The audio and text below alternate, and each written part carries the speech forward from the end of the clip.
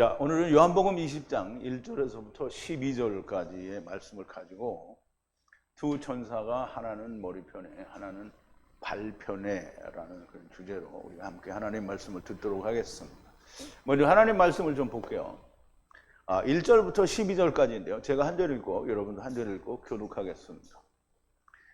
안식 후 첫날 이른 아침 아직 어두울 때에 막달라 마리아가 무덤에 와서 돌이 무덤에서 옮겨간 것을 보고 시몬 베드로와 예수의 사랑하시던 그 다른 제자에게 달려가서 말하되 사람이 주를 무덤에서 가져다가 어디 두었는지 우리가 알지 못하겠다 하니 베드로와 그 다른 제자가 나가서 무덤으로 갈새 둘이 같이 다름질하더니 그 다른 제자가 베드로보다 더 빨리 달아나서 먼저 무덤에 이르러 굽으려 세마포 놓인 것을 보았으나 들어가지는 아니하였더니 시몬 베드로도 따라와서 무덤에 들어가 보니 세마포가 놓였고 또 머리를 쌌던 수건은 세마포와 함께 놓이지 않고 단 곳에 개켜 있더라.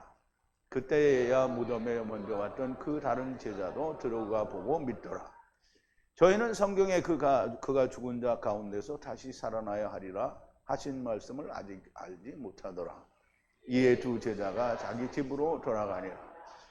마리아는 무덤 밖에 서서 울고 있더니 울면서 굽으려 무덤 속을 들여다보니 흰옷 입은 두 천사가 예수의 시체에 누웠던 곳에 하나는 머리편에 하나는 발편에 앉았더라. 아멘. 우리 잠깐 기도하겠습니다. 처음 여호와 하나님을 보내시고 또 나중 여호와 하나님을 보내셔서 처음 여호와 하나님께서 보내신 모든 씨들을 나중 여호와 하나님께서 자기의 군대를 무르는 그래서 그 씨들을 다 데리고 가는 일을 십자가 위에서 나무에 매달리셔서 온전히 이루시고 마치시고 안식이 이루어졌습니다. 다만 안식을 믿는 자는 제자가 될 수 있고 믿지 않는 자는 샬롬하는 곳에 가게 되는 것을 우리가 배웠습니다. 아버지 하나님, 오늘 무덤에서 일어나신 예수 그리스도를 우리가 만나게 되고 이 예수 그리스도를 찾아간 막달라 마리아와 그리고 베드로와 요한은 무덤 안을 보고도 믿지 못하는 놀라운 현상이 일어났는데 막달라 마리아가 들여다볼 때에 흰옷 입은 두 천사가 하나는 머리편에 하나는 발편에 앉았고 또 돌아서 나올 때에 이 막달라 마리아가 주님을 만나게 되는 놀라운 은혜를 받는 것을 우리가 배우게 됩니다. 하나님, 성령님께서 함께 해주시고 천사가 둘이 머리편에 발편에 있었다는 것이 무슨 뜻이며 막달라 마리아가 만난 예수님은 과연 누구인지 우리가 자세히 우리가 배우고 깨닫고 야다할 수 있는 은혜를 허락하여 주시옵소서. 예수님의 이름으로 기도하옵나이다. 아멘. 자, 이제 막달라 마리아가 두 제자가 간 뒤에 무덤을 이렇게 들여다보니까 두 천사가 하나는 머리편에 하나는 발편에 앉아 있었다라고 해서 두 천사를 봅니다. 그런데 우리가 마태복음에서는 두 천사가 아니라 한 천사만 보게 되죠. 그런데 이 두 천사가 무슨 뜻인지 이해를 하면 한 천사만 보인 것도 이해가 될 수 있습니다. 먼저 이 말씀을 나누기 전에 우리가 어제 나눴던 말씀을 좀 되새김을 해볼 텐데요. 유대인들이 빌라도에게 십자가에 못 박힌 자들의 시체를 치워달라고 얘기를 하죠. 왜냐하면 자기들이 죽인 거면 자기들이 내려서 치울 수 있는데 자기들의 권한으로 죽인 게 아니고 로마 사람들의 법을 따라서 지킨 거니까 빌라도는 율법을 모르죠. 그러니까 그게 그날 당장 내려다가 치워야 되는 줄 모른단 말이죠. 그래서 치워달라고 하는 거죠.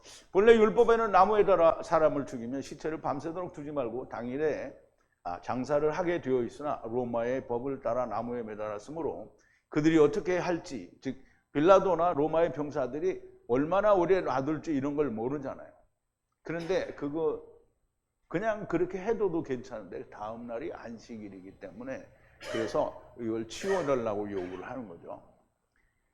그래서 요구를 했더니 그러므로 함께 매달린 자의 첫째와 또 다른 자의 다리를 깨트리고 예수께 와서는 이미 죽었으므로 그의 다리를 깨트리지 않고, 물론 성경을 이루는 거죠.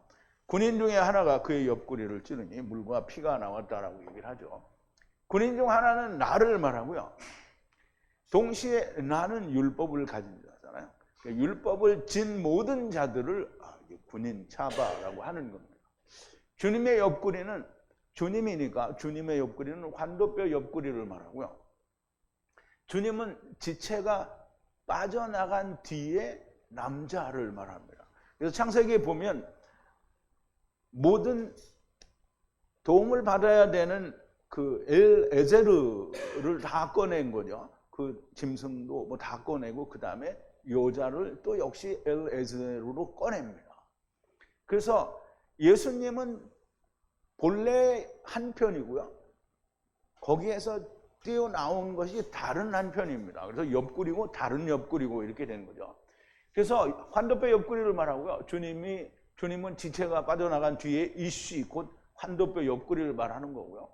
그래서 그 옆구리를 찔렀더니 물과 피가 나왔다는 말씀은 말씀이 육신이 되었다라는 뜻입니다. 그러니까 성경에서 물은 말씀이죠. 그러니까 우리 요한복음에 보면 최초에 말씀이 계시니라. 그럼 말씀이 계셨다라는 말은 물이 있었다는 말이고요. 이 말씀이 하나님과 함께 계셨다라는 말은 성령 하나님과 물이 함께 있었다라는 얘기고요. 그래서 모든 만물의 근원은 물이라라는 얘기를 하는 겁니다. 말씀이 육신이 된 것은 주님만이 아닙니다. 우리도 다 물로 됐거든요. 그러니까 말씀이 육신이 된 것은 우리가 하나님이 아담의 형상을 입은 것 같이 우리도 똑같이 그 형상을 입었어요. 그러니까 주님이 말씀이 육신이 되었으면 우리도 말씀이 육신이 되는 거예요. 그러니까 우리가 뭐 하나님 말씀, 그러니까 예수님하고 우리가 똑같다 이렇게 하면 우리가 예수님이겠죠. 그렇지가 않고 지체라는 말이에요. 예수님의 옆구리를 찌르니까 뭐가 나왔어요? 물과 피가 나왔죠. 그럼 우리 옆구리를 찌르면 뭐가 나와요? 네, 물과 피가 나와야 됩니다. 이 말씀은 영지주의자들을 염두에 두고 주님이 이런 말씀을 하신 거예요. 왜냐하면 영지주의자들은 예수님이 그냥 현상으로 나타나신 분이지 실제로 육신이 아니다 이렇게 얘기를 하니까 이 얘기를 하는 거예요. 주님이 옆구리를 찔린 것처럼 또 다른 옆구리인 우리들도 옆구리가 찔려야 됩니다. 그래야 어떻게 영이 나옵니다. 영이 나온 자는 이렇게 삽니다. 내가 그리스도와 함께 십자가에 못 박혔나니, 그럼 이제 우리가 예수 그리스도와 함께 죽는 거예요. 그런즉 이제 내가 산 것이 아니요, 육신은 살아있으나 내가 산 것이 아니요, 오직 내 안에 그리스도께서 사신 거라. 그럼 이제 우리 자매님은 누가 살고 있어요? 크게 말해요. 예, 그리스도가 살고 계신 거예요. 이제 내가 육체 가운데 사는 것은 나를 사랑하사 나를 위하여 자기 몸을 버리신 하나님의 아들을 믿는 믿음이에요. 믿음이 뭐예요? 내가 예수님을 믿어 이게 아니고요. 믿음이 예수님이에요. 믿음 예수 안에서 사는 거예요. 그게 우리가 예수 그리스도와 환도뼈 옆구리가 찔렸잖아요. 우리도 같이 옆구리를 찔렸어요. 그런데 안 죽어. 그런데 이렇게 사는 거예요. 자, 이것을 본 자가, 그러니까 물과 피가 나오는 것을 본 자가 증거하니 그의 증거가 진리가 됩니다. 그가 진리를 말하는 것을 알기 때문에 너희로 믿게 하려는 거예요. 물과 피로 임하신 것, 육신으로 임하신 것을 믿게 하려는 것이고요. 이 일들이 이루어진 것, 물과 피가 나오고 뼈를 부수지 않은 것은 이 말씀을 이루기 위함이라는 건데요. 첫사람 아담 안에서 온 자들은 하나도 잃어버리지 않을 거라는 얘기가 되는 거예요. 그를 찌른 자도 볼 것이라 그랬어요. 지금 첫사람 아담이 하나님께서 모든 지체들을 꺼내가지고 이게 주님께 오니까, 첫사람 아담에게 오니까 첫사람 아담이 모든 짐승들의 이름을 다 불렀지요. 이름을 지어줬다라는 말이 아니고 불렀어요. 다. 카라 불렀다라는 말이에요. 그리고 그걸 찾을 수가 없으니까 의사가 소통이 되는 여자를 만들어서 그가 찾을 때 다 찾게 되는 거예요. 그래서 첫사람 아담이 뭐라 그랬어요? 이는 내 뼈 중에 뼈요, 살 중에 살이라. 근데 뼈가 하나라도 다치면 하나라도 잃어버리는 거잖아요. 그래서 뼈를 꺾지 말라고 하는 거예요. 그래서 출애굽기에 보면 출애굽기 12장이죠. 6월절 어린 양을 먹을 때 너희는 절대 뼈를 꺾지 말라고 그랬어요. 6월절 어린 양이 누구를 얘기하는 거죠? 예수님을 말하는 거죠. 그래서 꺾지 말라는 거예요. 그래서 하나도 잃어버리지 않겠다라는 얘기를 하시는 거고요. 그를 찌른 자도 볼 것이라. 주님의 공중 재림 때에, 메시아 왕국 때에 땅의 모든 족속이 주님이 오심을 볼 것이라는 말입니다. 우리 계시록에도 나왔죠. 주님이 공중 재림하실 때 땅의 모든 자들이 다 본다는 거예요. 그러니까 이제 우리가 예수를 믿고 하나님 말씀을 믿는 사람들은 이 말이 믿어져요. 그런데 세상이 둥글다고 믿는 사람은 이거 안 믿어지죠. 왜냐하면 이후에 오면 밑에 있는 눈은 못 보잖아요. 그러면 어떻게 얘기하는지, 텔레비로 본다는 거예요. 그 성경에 텔레비로 나온다고 얘기했어요. 그러니까 둥글다라고 믿는 사람을 뭐 하는 거야? 하느님을 믿지 않는 거야. 그러는데 뭐라 그래요? 나는 둥근 것도 믿고 하나님도 믿는다. 그럼 자기 하나님을 믿는 거지 여호와 하나님을 믿는 게 아닌 거예요. 자, 아리마대 요셉이 빌라도에게 시체를 가져가기를 구하고 니고데모도 침향 섞은 몰약 100건을 가지고 와서 향료와 함께 세마포에 싸서 아리마대 요셉의 무덤에 장사를 했습니다. 자, 더 궁금하신 거는 지난 강의를 다시 보시기를 바라고요. 오늘 1장, 20장 1절에 있는 말씀을 봅니다. 안식 후 전날 막달라 마리아가 아직 어둠이 있는 아침에 그 무덤으로 오니 그 무덤에서 돌이 들어 올려진 것을 보고 그랬는데요.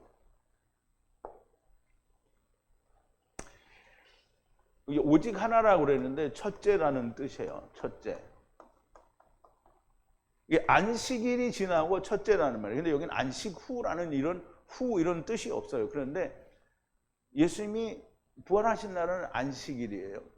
그러면 이제 부활하고 난 뒤에 첫째 날이니까 이제 예수님이 이미 부활해서 없어요.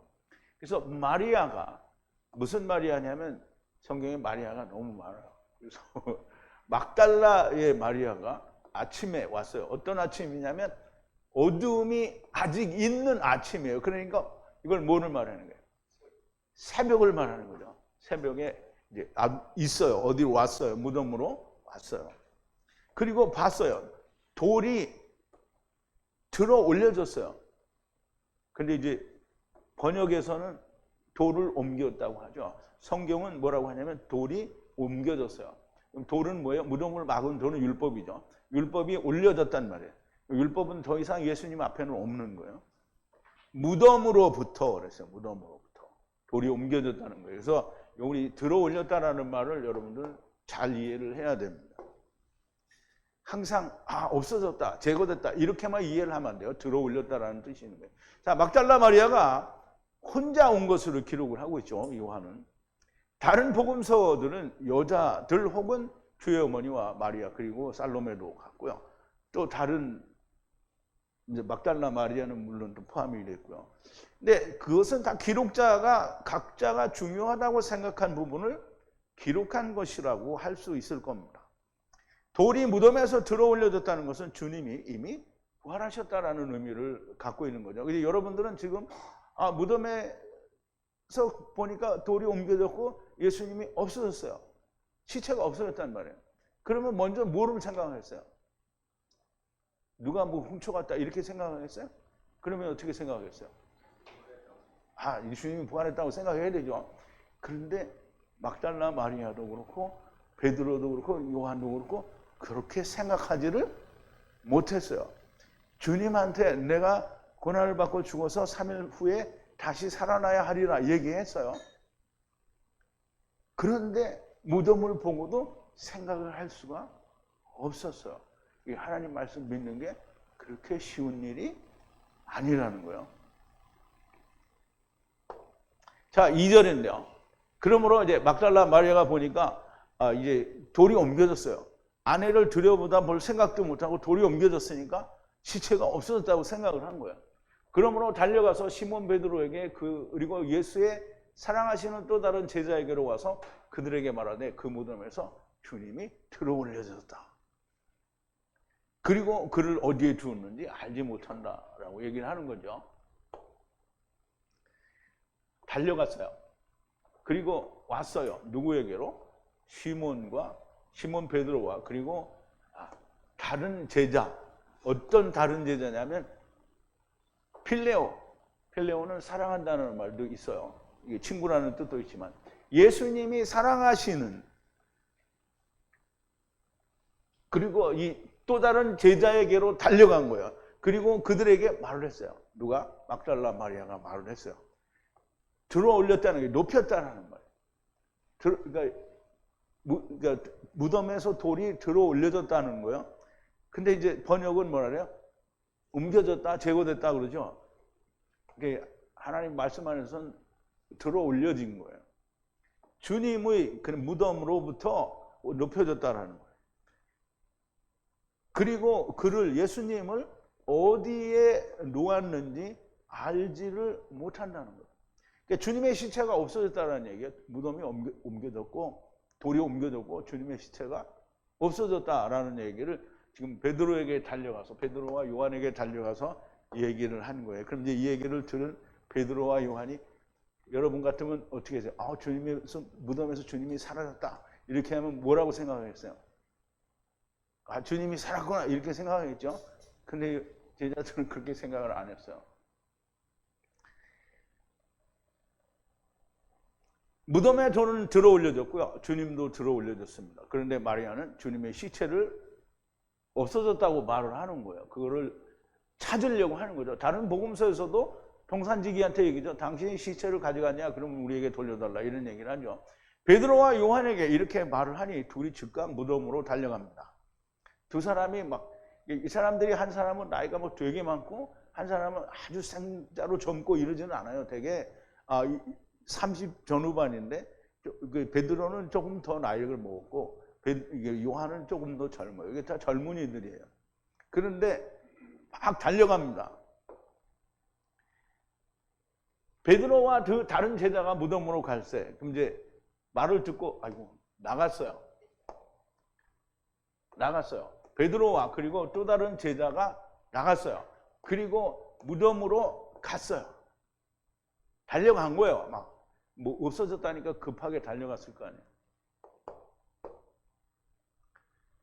베드로가 나이가 많았는지 아니면 요한이 달리기를 잘했는지 그건 잘 몰라요. 다음 절에 보면 요한이 먼저 갔는데 안 들어가고 베드로가 나중에 와서 쑥 들어가서 보는 거예요. 자, 둘이 함께 달렸는데 다른 제자가 앞서고 뒤에 베드로가 와서 그리고 요한이 첫 번째로 무덤에 도착을 했어요. 둘이 같이 다름질 하더니 그랬어요. 둘이 함께 달리더니 또 다른 제자가 앞섰어요. 그럼 이제 또 다른 제자는 요한을 말하죠. 그리고 베드로가 그 뒤에 왔어요. 첫 번째로 무덤에 온 요한이 무덤에 안 들어갔어요.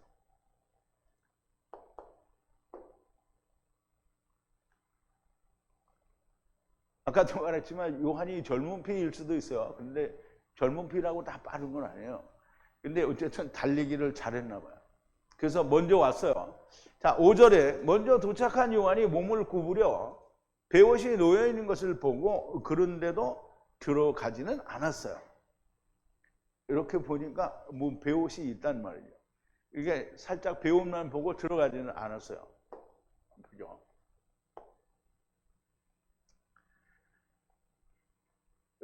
몸을 구부려 보니 누워 있어요. 뭐가 누워 있어요? 베옷이 눕혀 있고요. 그런데도 들어가지 않았다는 거예요. 여러분 같으면 안 들어가겠어요? 나는 들어간다 이렇게 하겠지요. 진짜 그럴 때 당시에 됐으면 들어갈지 안 갈지 그건 모르는 거예요.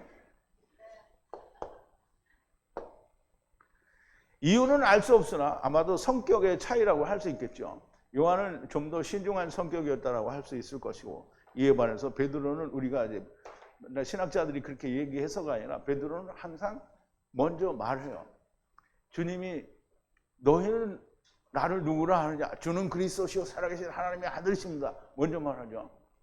그리고 모두가 베드로가 먼저 그래. 누가 다 나를 주님을 부인할지라도 나는 절대 부인하지 않겠습니다. 그랬더니 예수님이 뭐래? 네가 나를 3번 부인하리라 그랬죠. 그리고 예수님이 잡혀가던 날 칼을 빼가지고 말고의 귀를 탁 잘라버리잖아요.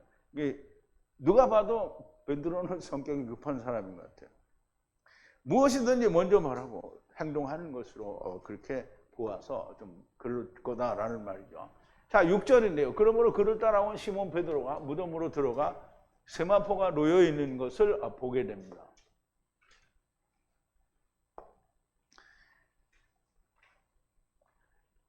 왔어요. 그러므로 시몬 베드로가 따라왔어요. 요한을 따라왔어요. 그리고 들어갔어요. 요한은 와서 보고 이렇게 보니까 베옷이 보이는데 안 들어갔단 말이에요. 그래서 베드로가 막 와서는 요한이 거의 멍멍거리고 있으니까 무덤으로 들어가 버렸어요. 들어가서 보니까 베옷이 놓여 있다라는 거예요. 베옷이 놓여 있는데 어떻게 놓여 있냐면 7절인데요. 머리 위에 있던 두건은 베옷과 함께 놓여 있지 않고 분리하여 한 장소에 개어져 있더라 그랬어요.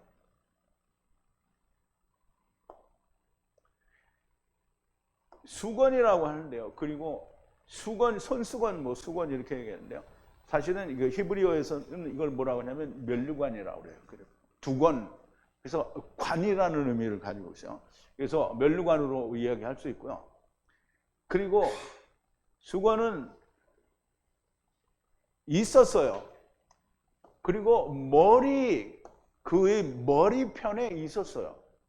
그리고 베옷과 함께 놓여있지를 않았어요. 베옷과 함께 있지를 않았어요. 그러면 다리편에 베옷이 있고 머리 편에 두건이 있는 거예요. 그러나 분리하여 감싸서 한 장소로 두었다는 거예요. 그러니까 두건은 베옷과 함께 두지 않고 감싸서 따로 두었다는 거예요. 한 장소에 따로 두었다는 거예요. 근데 여기에 굉장히 큰 의미가 있습니다. 이제 요한은 무덤에서 정말 많은 걸 이야기하려고 해요. 근데 정말 많은 걸 또 이야기하고 있어요. 요한이 다 알아서 하는 게 아니고 그때 당시에는 요한이 다 몰랐어요. 근데 이 성경을 기록할 때에는 다 알았겠죠. 머리 위에 있던 두건은 왕관을 말해요.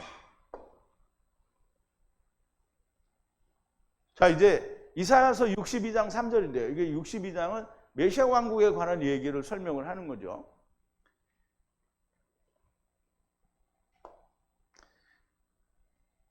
이게 하야하고 하야하라는 말인데요.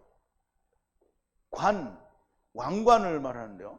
손에 아름다운 왕관, 여호와의 손에, 그리고 손바닥, 여호와의 손에 왕국의 두건 이렇게 되어 있는데요. 두건은 곧 왕관을 말해요.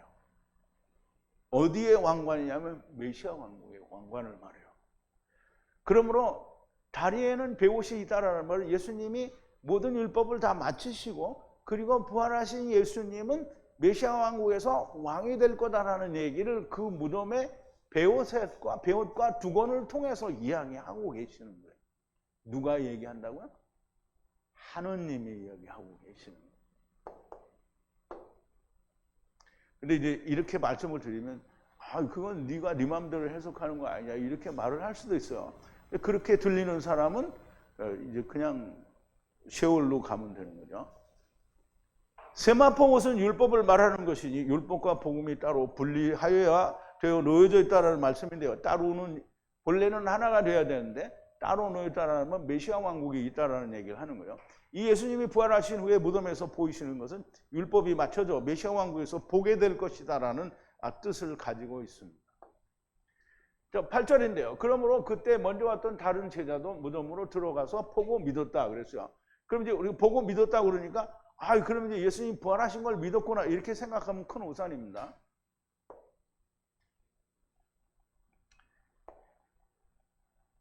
그때에 그러므로 들어갔어요. 누가? 또 다른 제자가 첫 번째 왔던 또 다른 제자가 무덤으로 그리고 들어와서 보고 그리고 믿었어요. 근데 이 믿었다라는 게 예수님이 부활하신 걸 믿었으면 너무 좋겠는데요. 막달라 마리아가 뭐라 그랬어요? 주님이 사라졌다는 거예요. 들어 올려졌다. 그러니까 이제 없어졌다는 말로 들은 거예요. 분명히 성경은 들어 올렸다라고 지금 요한이 그렇게 기록하는데 자기들은 그때 알아듣기를 뭐라냐면 그냥 시체가 없어졌다는 말로 이해를 한 거예요. 베드로가 들어가서 보고 난 후에야 요한도 들어가서 보고 믿었다는 것인데요. 그런데 그 다음 절을 보면 이들이 아직 예수님께서 죽은 자 가운데서 부활하신 것을 믿은 것이 아닙니다. 마리아가 자기들에게 와서 말해준 대로 예수님의 시체가 없어졌다라고 하는 그 말을 믿었다라는 거예요. 그래서 요한이 그 뒷절에다가 지금 설명을 하는 거예요. 9절에 저희는 죽은 자 가운데서 다시 살아나야 한다라는 성경을 아직 알지 못했다라고 사도 요한이 설명을 해주는 겁니다. 아직 알지를 못했어요. 기록된 성경을 아직 알지 못했다는 거예요. 그가 죽은 자 가운데로부터 일어나야 한다라고 하는 성경을 아직 알지 못했다는 거예요. 이게 혹시 여러분들이 야, 어떻게 그럴 수가 있냐? 그렇게 생각됩니까? 어떻게 그럴 수가 있냐? 이렇게 생각이 돼요? 네? 그때 당시에는 그럴 수도 있다. 참 하나님의 말씀이 믿어지거나 기억나는 것은 쉽지가 않은 것 같아요. 성경에도 기록이 되어 있고 주님도 수차례 말씀하셨는데 믿지 않았다는 거예요. 빈 무덤을 봤으면 주님이 말씀하셨으니까 주님의 말씀대로 살아나셨구나 이렇게 이해를 하면 너무나 좋을 텐데 그렇지가 못한 거죠. 말씀을 믿는다는 것은 쉬운 일이 참 아닙니다. 자, 이제 10절인데요. 그러므로 제자들이 다시 자신에게로 떠나갔어요. 그럼 이제 우리말 번역에는 집으로 돌아갔다 그러는데 물론 집으로 가긴 갔겠죠. 근데 그런 의미가 아니라 집으로 가기는 갔어요. 그런데 자기가 가진 본래의 상태로 간 거예요. 즉 예수님은 죽은 상태다라는 상태로 돌아간 거예요. 단지 시체가 없어졌다라고 믿은 거예요. 자, 떠나갔는데요. 떠나갔어요. 그러므로 떠나갔는데 다시 그들 자신에게로 제자들 자기 자신에게로 돌아갔어요. 그럼 여기 집으로 돌아갔다는 말이 있어요? 없어요? 없죠. 자기 집으로 돌아가는데 어쨌든 집으로 돌아가겠죠. 자기들이 묵는 데로 돌아가죠. 그런데 의미는 뭐냐면 자기들이 예수님을 부활하는 걸 믿지 않고 지금 예수님이 죽은 상태를 믿는 그 상태로 돌아갔다는 얘기가 되는 거예요. 당연히 집으로 돌아갔을 것이지만 여기서는 예수님이 없는 그냥 시체가 없어진 상태로 마리아가 이야기해 준 그 상태를 믿었다라는 것이고요. 그리고 그 상태를 가지고 그렇게 돌아갔다는 거예요. 그런데 이제 11절입니다. 그런데 마리아는 밖에서 무덤을 향하여 울며 섰다가 울면서 몸을 굽으려 무덤 안으로 보니 마리아가 섰어요. 어떻게 서 있냐면 무덤을 향해서 무덤 바깥에서 울면서 섰어요. 그리고 그 울면서 몸을 굽으려 무덤을 이렇게 보는 거예요. 그럼 이제 여러분이 마리아예요. 여러분이 마리아야. 그럼 제자들은 베드로가 요한이 와서 둘이 들어가서 자기들끼리 다 보고 그리고 갔잖아요. 마리아한테 뭐 얘기도 안 해주고 자기들이 그냥 갔단 말이에요. 그러니까 마리아가 그 안에 뭐가 있는지 궁금하잖아요. 주님의 시체가 없어졌으니까 주님의 시체를 가져다가 뭘 어떻게 하고 싶은데 없으니까 징징거리고 울면서 그 안에를 이렇게 들여다보는 거예요. 그럼 마리아가 들여다보니까 이제 뭐가 나타나는지 그 다음에 나옵니다. 오늘 너무 빨리 끝날 것 같은데. 자, 이제 이는 막달라 마리아인데 무엇인가 아쉬워서 주님의 시체를 생각하며 울면서 무덤 안에서 제자들은 무엇을 과연 보았는가 궁금하기도 했을 겁니다. 자기도 뭔가를 보고 싶었겠죠. 거기 안에 뭐가 있나. 그런데 그러니까 마리아에게는 두건도 안 보이고 베옷도 안 보여요. 두 천사가 보여요. 문을 굽으려 보니 세상에 너무나 엄청난 비밀을 보게 되는데요. 물론 그 의미가 무슨 뜻인지를 모릅니다. 12절입니다. 안을 보니 두 천사가 흰 빛 안에 앉았는데 하나는 머리 쪽에 하나는 발 쪽에 예수의 시체가 놓여 있던 발 쪽과 머리 쪽에 천사가 앉아 있더라는 거예요. 그리고 봤어요. 누가 봤어요? 마리아가 보니까 두 천사가 흰 빛 안에 이 흰 빛은 변화산에서 주의 얼굴이 희게 되었다라는 거죠. 그런 흰 빛을 말해요. 거기에 앉았어. 흰 빛 안에. 하나는 머리 쪽으로 그리고 하나는 발 쪽으로 그렇게 앉아 있었어요. 예수님의 소마, 시체요. 소마는 살아있는 우리 몸도 소마고요. 그리고 죽은 몸도 소마예요. 다른 죽었다라는 단어도 같은 의미로 사용이 됩니다. 네크로스라는 말도 예수님이 죽은 자를 죽은 자에게 장사 지내라고 할 때 둘 다 네크로스예요. 그래서 죽은 놈도 네크로스, 산 자도 네크로스예요. 그러면 예수님의 시체가 누워있던 곳에 발 있는 쪽에 그리고 머리 있는 쪽에라고 하는 거예요. 여러분 지금 예수님이 누워있던 시체가 누워있던 자리에 예수님이 없었어요. 그러면 그 자리는 무슨 자리예요? 죽은 자가 사라졌으니까 죽은 자가 어떻게 된 거예요? 살아난 거죠. 살아났어요. 그러면 한쪽에는 천사가 있고 다른 한쪽에도 천사가 있어요. 가운데는 생명이에요. 그러면 천사가 여기도 있고 여기도 있어요. 그러면 여러분 이거 보고 이게 뭐다 이런 생각이 듭니까? 내가 이거 강의에다 써줬으니까 생각나는 거예요? 아니면 안 써줬는데도 생각이 날까요? 안 써줘도 생각이 나요? 훌륭하십니다. 훌륭한 거예요. 자, 속죄소가 연상이 되죠. 말하자면 왼쪽에 케루브와 오른쪽 케루브 그리고 그 사이에 하나님의 임재가 있다는 거예요. 하나님을 만나면 어떻게 돼요? 다 육신은 죽고 영이 살아나는 거잖아요. 케루브와 케루브 사이에 죽은 자가 살아난 예수가 누웠던 자리에, 그러니까 예수님은 살아났어요. 케루브와 케루브 사이에 무엇이 있는 것인가? 생명이 있죠.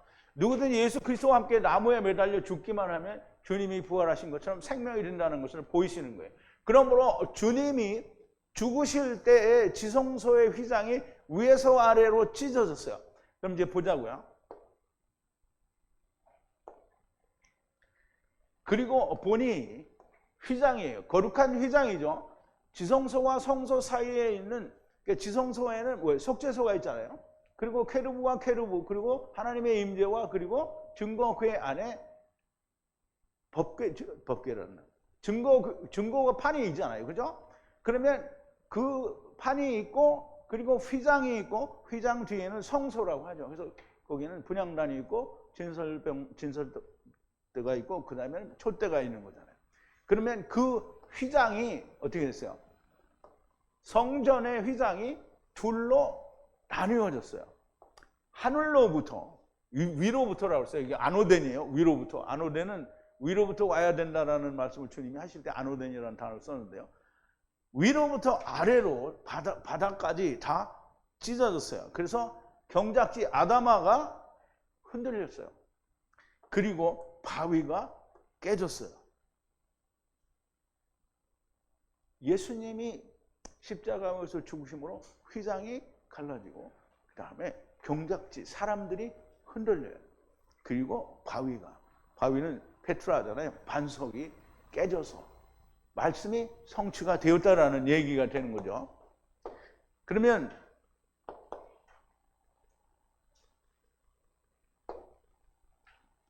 휘장이 위에서 아래로 찢어졌고요. 그리고 휘장이 위에서 아래로 찢어짐과 동시에 어떤 일이 일어나냐면 무덤에서 죽은 자들이 일어났어요. 그런데 보통 그냥 무덤에서 확 열려가지고 죽은 사람들이 벌떡 일어났다 이렇게 생각을 하잖아요. 그렇게 생각하면 죽어도 해석이 안 됩니다.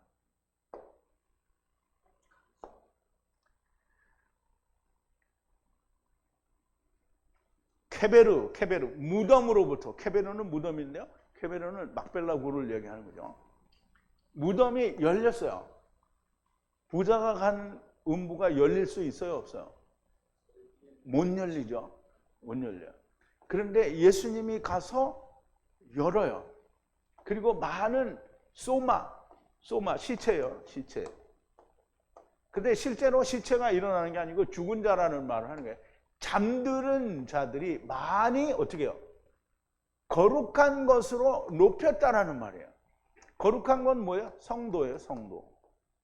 그러니까 우리가 성도를 그냥 아무나 보고 그냥 성도님들 이렇게 말하면 안 돼요. 성도는 뭐냐면 거룩한 자가 된 자가 성도예요. 지금 예수 안에 있는 사람이 성도고요. 교회 다니는 사람이 성도 아니에요. 성도라는 말을 영어로는 saint라고 하는데요. 그냥 전주교회에서는 뭐든지 다 saint죠. 성, 다 성이야. 근데 성은 자기들이 붙인다고 해서 성이 되는 게 아니고요. 하느님이 너는 거룩한 성도니라 이렇게 해야 성도가 되는 거예요. 그래서 거룩한 것으로 높여졌단 말이에요. 잠들었던 사람이 높여졌다는 거예요. 그러면 막벨라 굴 무덤에 있는 자가 높여졌다는 거예요. 그러니까 예수님의 죽으심은 엄청난 걸 보여주는 거예요. 많이 일어나고 예수의 부활 후에 저희가 무덤에서 나와 거룩한 성에 들어가 많은 사람에게 보이니라 그랬어요. 자, 이제 이게 지난번에 마태복음 할 때 다 한 거예요. 그러니까 다시 한번 들어보세요. 그리고 누가 나갔어요? 잠들었던 소마들이 나갔어요. 어디에서부터 나갔어요? 케베루에서부터 나갔어요. 그러면 케베루는 사람이 살고 죽어서 들어가 있는 케베루가 아니고요. 이 케베루는 막벨라 굴이에요. 막벨라 굴에서부터 나갔어요. 어디에서? 막벨라 굴. 이게 조금 이따 사도행전을 할 때 보면 다비다가 죽어서 씻어가지고 높은 다락방에 넣어놨다고 그랬어요. 그 높은 다락방은 막벨라 굴의 높은 데를 말해요. 그럼 여기도 무덤에서부터 이제 올라가는 거예요. 함께 부활과 함께, 즉 예수 그리스도의 부활과 함께 무덤으로부터 나가서 들어갔어요. 어디로 들어갔어요? 거룩한 성으로 들어갔어요. 근데 이제 거룩한 성이라니까 그럼 예루살렘을, 저도 처음에 이거를 보고 마태복음에서 얘기를 하니까 그럼 거룩한 성이니까 예루살렘으로 들어갔나 보다. 그럼 예루살렘에 들어가서 볼 사람이 누가 있어요? 거긴 거룩한 사람이 없어요. 세상에 인간은 거룩한 사람이 없어요. 근데 죽은 자들이 거기 가서 카탄들한테 보여주면 카탄들이 뒤로 놀라 자빠지죠. 그러니까 카탄들한테도 못 보여줘요. 거룩한 성이라는 건 어디냐면 땅에는 거룩한 성이 없어요. 아브라함 품이 거룩한 성이에요. 그래서 아브라함 품에 들어가서 그리고 자기를 보여줬어요. 많은 사람들에게. 그럼 아브라함 품에는 많은 사람들이 있죠. 율법에서부터 카탄이 된 사람들이 다 다비다예요. 이 사람들이 많이 있었다라는 거예요. 그래서 그 사람들에게 자기를 이제 예수님의 부활로 말미암아 내가 침례가 끝났어. 그리고 다 보이는 거예요. 그러면 이제 이 말을 들은 사람들이 그거 무슨 말도 안 되는 신학적으로 검증이 되지 않는 얘기를 왜 하냐 이렇게 이야기하겠죠. 신학은 이런 얘기를 못 한다는 거예요. 신학은 그러니까 뭐라 그랬어요? 하나님 말씀이 아니라는 거예요. 자, 이렇게 된 사실을 지금 잠자는 소마가 무덤에서 나와서 무덤이 열려서 나와서 거룩한 성도로 높이고 그 다음에 거룩한 성에 들어가서 많은 사람들에게 보였다라는 이 얘기를 베드로가 설명을 이렇게 하는 거예요. 그리스도께서 한번 죄를 위하여 죽으사 의인으로서 불의한 자를 대신하셨으니 이는 우리를 하나님 앞으로 인도하려 하심이라. 육체로는 죽이심을 당하시고 영으로는 살리심을 받았으니 저가 또한 영으로는 옥에 있는 영들에게 전파하시니라. 그러면 이제 옥에 있는 영들은 죽었잖아요. 죽었어요. 죽은 영으로 거기 있는 거예요. 근데 이 사람들한테 뭐 복음을 전하겠어요? 이 사람들은 3000년 동안 복음을 들었어요. 음부에서 뭐를 한다고요? 설명을 해줘. 샬롬 한다고 하지 말고. 소금 언약을 성령으로 확 치는 거예요. 그럼 어떻게 해요? 복음이 다, 소금 언약이 다 깨달아졌잖아요. 3000년 동안 깨달았는데 거기다 또 복음을 전하면 정신이 없는 거죠. 말이 안 되는 거죠. 그러니까 예수님이 뭐였어? 다 이루었잖아요. 그러니까 뭘 전했어요? 생명을 전했어요. 생명을 전했어요. 그들은 누구냐? 그들이 누구냐 하면 전에 노아의 날 방주 예비할 동안에 하나님이 오래 참고 기다리실 때 순종치 아니하던 자들이라. 방주에서 물로 말미암아 구원 얻은 자가 몇 명뿐이니 겨우 8이라. 그런데 그 나머지는 다 죽은 거잖아요. 그 물은 오래 참고 기다리실 때 순종치 않던 사람이에요. 그 8명 빼고는 다 음부에 있었다는 거잖아요. 물은 예수 그리스도의 부활하심으로 말미암아 이제 너희를 구원하는 표니 곧 침례라. 그러면 이제 물은 침례가 언제 끝나냐면 예수 그리스도께서 죽음을 이기시고 물에 빠져서, 예수님이 물에 빠져 죽은 거예요. 율법에 의해서 죽었다라는 말은 물에 빠져 죽은 거예요. 갑자기 왜 십자가에 못 박혀 죽고 나무에 달려 죽었는데 왜 또 물에 빠져 죽었다고 하느냐. 율법이 궁창 아랫물이잖아요. 그러니까 궁창 아랫물에 빠져서 예수님이 죽었어요. 그리고 다시 살았어요.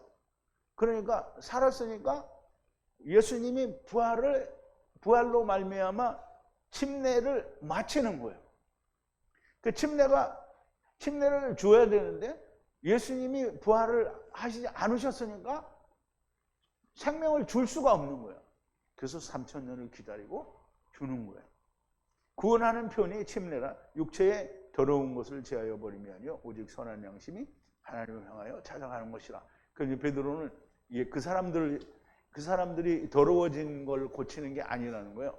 이 사람들은 다 죽었잖아요. 근데 뭐 더러운 게 있겠어요? 좌우지간 뭘 하는 게 선한 양심으로 하나님 향하여 가는 거예요. 그래서 아브라함 품에 있다가 이 사람들은 운이 좋죠. 운이 좋아요. 이 사람들은 아브라함 품에 있다가 어떻게 해요? 거룩한 성으로 갔잖아요. 그러니까 첫째 부활에 들어가겠어요? 안 들어가겠어요? 들어가야죠. 근데 이제 지금 음부에 간 사람들은 왕노릇을 할 수 있어요? 없어요? 없어요. 근데 천국에는 간단 말이죠. 그러니까 이제 내가 이런 말을 하면 듣는 사람들이 듣다가 저 인간이 설교 잘하는 줄 알았더니 얘는 이단이구나. 그러면 이제 구독을 취소하는 거야. 뿅뿅뿅. 어느 날은 막 뿅뿅뿅 해서 올라갔다가 어느 날은 뿅뿅뿅 이러고 다 내려가요. 이게 구독 취소하는 거예요. 왜? 이게 이단이니까. 근데 이단이에요? 하나님 말씀이에요? 하나님 말씀이죠. 저는 하늘에 오르사 하나님 우편에 계신 천사들과 권세들과 능력들이 저에게 순복하느니라. 자, 이제 베드로가 이렇게 설명을 함으로 말미암아 예수 그리스도께서 죽으시고 부활하신, 지금 무덤에서 보여주는 막달라 마리아가 보는 한 천사, 또 다른 천사, 이 두 천사가 예수 그리스도의 누우셨던 곳에서 발 쪽에 머리 쪽에 있었다라는 말은 예수님의 구원이, 즉 케루브와 케루브의 모든 구원이 다 이루어졌다라는 걸 보여주는 겁니다. 그래서 마태는 직접적으로 이렇게 무덤이 케루브가 열리고 거기서 나와서 다 성도가 되고 그리고 다 무덤에서 나와서, 지금 케루브에서 나와서 아브라함 품에 가가지고 자기를 다 보였다라는 말이에요. 이제 우리 침례 끝났어. 나는 이제 니네들하고 동급이야. 이렇게 얘기를 하는 거예요. 근데 이게 좋아요, 안 좋아요? 이거 싫은 사람 손 들어봐요. 이렇게 되는 거 절대 안 된다. 이런 생각 있어요? 근데 대답을 안 하니까 이게 사람들이 자, 이제 마태는 그렇게 직접적으로 설명을 하는데요. 요한은 다른 방법으로 이걸 설명을 한 거예요. 앞선 절에서 왕관을 제자들에게 보이신 것은 메시아 왕국을 말씀하는 것이고요. 이스라엘은 메시아 왕국에서 율법을 마치신 주님 곧 유대인의 왕을 만날 것이라는 말씀을 하신 것이고요. 여기에 두 천사가 나타난 것은 처음 여호와 하나님과 나중 여호와 하나님이 나타나신 겁니다. 이와 같이 여호와가 말하노라. 이 여호와가 누구냐면 이스라엘의 왕이신 유대인의 왕이라는 말이에요. 유대인의 왕이신 여호와가 물르는 거예요. 뭐를? 여호와의 군대를 무르는 여호와가요. 그럼 그 여호와가 누구냐면 여호와의 군대를 무르는 여호와라는 말이에요. 그 여호와의 군대를 무르는 나는 처음이요. 처음. 예수님이 처음이죠. 예수님이 처음이에요. 또 예수님이 뭐예요? 나중이에요. 그러면 예수님이 나는 처음이요 나중이요 시작과 끝이며 그리고 알파와 오메가라고 그랬어요. 그러면 예수님은 본래 뭐예요? 하나예요. 그러면 첫사람 아담과 마지막 사람 아담은 하나예요. 그런데 오실자의 첫사람 아담은 오실자의 뭐라 그랬어요? 표상이라고 했어요. 표상이라는 말은 헬라어에서 사도 바울이 뭐라 하면 뒤포스라고 그래서 음각이라는 거예요. 여러분 도장을 보면 도장이 전부 글자가 이렇게 새겨져 있는데 뭘 어떻게 새겨져 있어요?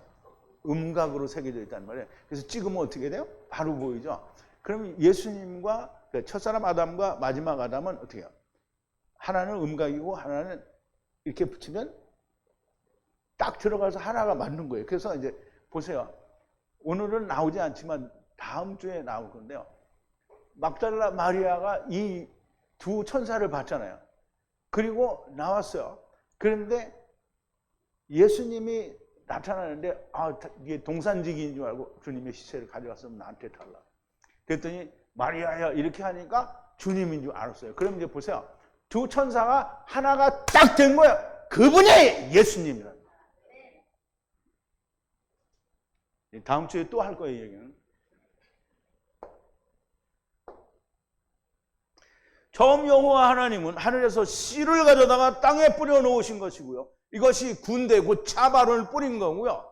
이 씨 군대 차발을 물으시는 분이 나중 여호와 하나님입니다. 씨를 뿌리는 분은 큰 아들이고요. 씨를 거두는 분은 작은 아들입니다. 다시 말하자면 여호와 하나님이 데리고 오시고 여호와 하나님이 데리고 가시는 겁니다. 이것을 다른 말로 첫사람 아담 안에서 네피시 하이로 오고 나중 사람 아담 안에서 산 영으로 돌아간다는 뜻이에요. 그래서 고린도전서 15장 45절인데요.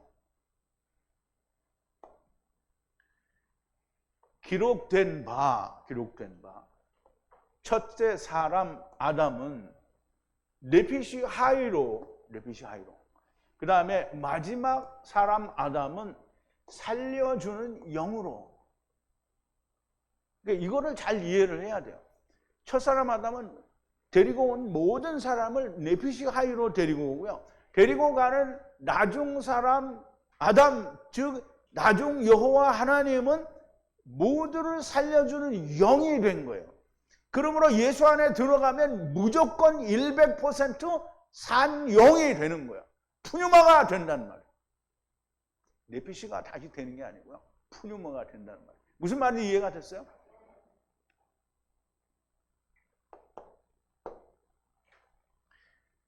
요한복음을 통해서 하나님께서는 이 모든 말씀을 해주시는 것이고요. 여러분에게는 노아 때에게 주어진 기회가 없다. 가 하였어요. 자, 주님이 물으십니다. 이게 주님이 물어보는 거예요. 너는 너를 버렸냐? 그럼 이제 너는 형제를 버렸냐?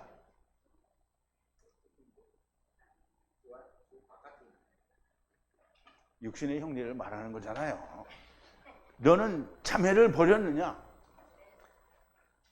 없다고 막 내내 그러지 말고. 너는 육신의 아버지를 버렸느냐? 벌써 죽었으니까 뭐 아멘이. 어머니를 버렸느냐? 자기 자식을 버렸느냐? 여기는 못하지. 자식이 있으니까 지금. 너의 땅을 버렸느냐? 이 중에 한 가지라도 버리지 못한 게 있다면 가차없이 제자는 못 되는 거예요. 제자가 못 되면 어디로 간다고요? 세월로 가는 거예요. 세월. 샬롬 하러 가는 거예요. 그냥 제자 된다고 잘난 척하고 수고하였지만 아무것도 아쉬워하지 않으시는 하나님은 무조건 음부로 보냅니다. 이게 무조건 음부로 보낸다는 말은 무조건 천국에 가기 위해서는 다시 배워야 된다는 얘기예요. 거기서 불로 성령으로 소금 언약에 소금치를 불로 치실 거예요. 근데 사람들이 음부라 그러니까 그러면 거기 막 괴롭고 고통. 보세요. 말씀을 성령으로 탁 쳐줘서 깨달아져요. 여러분들 말씀을 깨달을 때 여러분들이 괴로워요? 그러면 어때요? 기분이 막 날아갈 것 같죠? 근데 울어요. 왜 울어?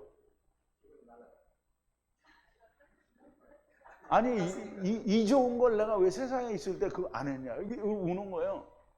그러면서 일을 가려요. 이게 원수 갚는다고 일을 가는 게 아니고 말씀을 곱씹는 거예요. 자꾸.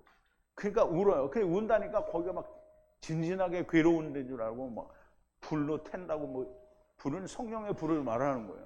아니 생각을 좀 해봐요.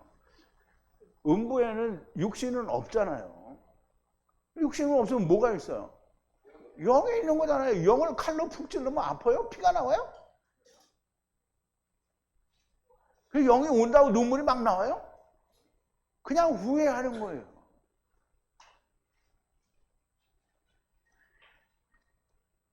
자, 보세요. 나는 여러분들의 마음속을 몰라요. 그런데 하느님은 심중을 보시니까 다 알아요. 그러니까 여러분들이 이 목사한테 거짓말 할 수 있어요. 그러니까 거짓말하면 나는 속아 넘어갈 수밖에 없어요. 그런데 하느님은 안 속아 넘어간다. 근데 이 목사가 그러세요. 알았습니다. 이렇게 하는데 하느님은 위에서 보고 야 인마 이렇게 얘기할 수 있는 거예요. 여러분 하나님을 속일 수는 없는 겁니다. 여러분들이 다 버렸는지 다 버리지 못했는지 다 아셔요. 교제하여야 됩니다. 목숨 걸고 교제해야 됩니다. 세상에서도 좋은 데 가려고 과외 공부하는데 하나님께서 택하시는 것이지 내가 택함을 받은 자로 만들 수는 없다고 생각이 돼요.